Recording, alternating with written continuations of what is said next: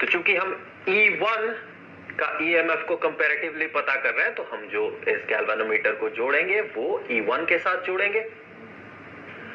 और हमने देखा इस सिस्टम में जबकि जॉकी जाके इस पॉइंट में लगा हुआ है, इस पूरे सिस्टम में यहां से जो करंट का फ्लो है इस गैल्वेनोमीटर से वो जीरो है, अर्थात गैल्वेनोमीटर में डिफ्लेक्शन नहीं हो रहा। अगर डिफ्लेक्शन हो तो हम इस जॉकी के जो हेड है, इस हेड को मूव कर सकते हैं। हम यहां भी जोड़ सकते हैं इस जॉकी के हेड को, हम इसे मूव करते हुए यहां भी जोड़ सकते हैं।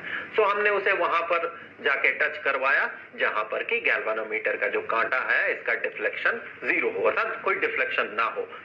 तो हम ये मान सकते हैं कि इस सर्किट से, इस छोटे से सर्किट के पार्ट से कोई करंट का फ्लो नहीं है। अगर करंट का फ्लो होता तो गैल्वेनोमीटर में डिफ्लेक्शन होता। अब देखिए पूरे सर्किट में तो हमने करंट को कांस्टेंट रखा है इस रियोस्टेट को यूज करते हुए, और हम यहां एमीटर में देख रहे हैं कि करंट कांस्टेंट है या नहीं, तो हमने माना कि ये करंट है I। अब देखिए जॉकी का हेड आके जुड़ गया है यहां पर, मान ले ये पॉइंट है पॉइंट बी और ये पॉइंट है पॉइंट ए। तो पॉइंट ए और पॉइंट बी के बीच जो पोटेंशियल डिफरेंस है उसे पता कर लेते हैं। सो यहां पर potential difference between point A and point B ये कितना होना चाहिए? तो करंट तो यहां पर I है, इसे हमने कांस्टेंट रखा, तो करंट इनटू इस केस में जो रेजिस्टेंस है हमने इसे R1 माना। तो इसे हम ऐसे भी कह सकते हैं कि ये बराबर होगा I इंटू R1। यहां पर R1 अर्थात यहां जो रेजिस्टेंस है, किसका रेजिस्टेंस? यहां से लेके इस सर्किट का जो पार्ट है, इतना पार्ट इसका रेजिस्टेंस, और इसमें से ये जो कॉपर स्ट्रिप है, इस कॉपर स्ट्रिप का जो रेजिस्टेंस है इसे हम नेग्लिजिबल मान सकते हैं, कंपैरेटिवली बहुत कम होगा कांस्टेंटन या मैंगनीन के रेस्पेक्ट में। तो इस स्ट्रिप्स का जो रेजिस्टेंस है इसे इग्नोर करते हुए हम कहेंगे जो रेजिस्टेंस होगा वो होगा due to this length of constantan या मैंगनीन वायर, वो इतना ही लेंथ इफेक्टिव होगा और इस लेंथ को हम नाप सकते हैं। इसीलिए तो हमने यहां पर मीटर रॉड यूज किया है। वो लेंथ होगा कितना? नॉर्मली पोटेंशियोमीटर 1 मीटर का ही होता है, इसका जो विड्थ होता है ये। सो इसका लेंथ कितना होगा इस केस में? देखिए 1 मीटर, 2 मीटर और यहां पर 70 सेंटीमीटर। यहां पर देखें अर्थात 270 सेंटीमीटर हो गया ए से बी तक का जो डिस्टेंस है, वो इफेक्टिव डिस्टेंस। हमने यहां इग्नोर किया इस कॉपर स्ट्रिप के लेंथ को और इस कॉपर स्ट्रिप के लेंथ को, और हमने माना यहां पर जो भी मटेरियल हम यूज कर रहे हैं, चाहे वो कांस्टेंटन हो या मैंगनीन हो, उसका जो रेजिस्टिविटी है वो है रो।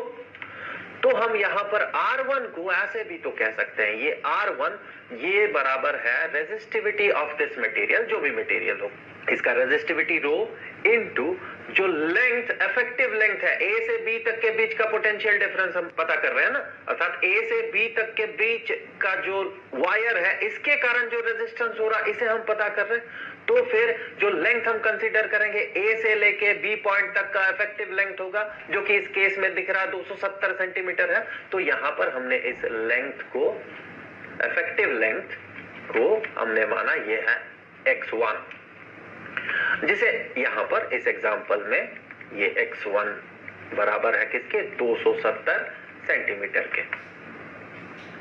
तो हम कह सकते हैं कि ये जो रेजिस्टेंस होगा इतना पार्ट का, ये होगा rho into x1 divided by cross sectional area किसका? इस रॉड का या वायर का, जो भी है, और ये क्रॉस सेक्शनल एरिया कांस्टेंट होगा, अर्थात जो भी रॉड हम यहां पर यूज कर रहे हैं, जो रॉड हम यहां पर यूज कर रहे हैं, या वायर भी कह सकते हैं आप इसे, और जो वायर हम यहां पर यूज कर रहे हैं, जो यहां पर यूज कर रहे हैं, ये 4 वायर हो, 5 वायर हो, कितने भी वायर हो, जितने भी वायर्स हो, उनका क्रॉस सेक्शनल एरिया कांस्टेंट होगा।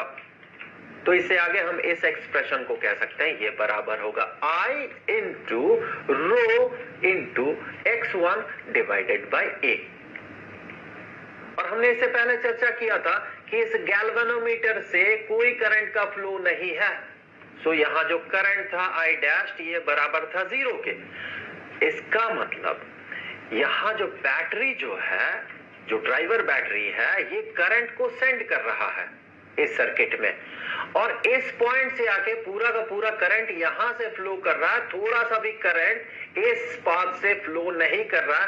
इसका मतलब पॉइंट ए और पॉइंट बी के बीच जो पोटेंशियल डिफरेंस है, एग्जैक्टली उतना ही पोटेंशियल डिफरेंस है इस सेल का।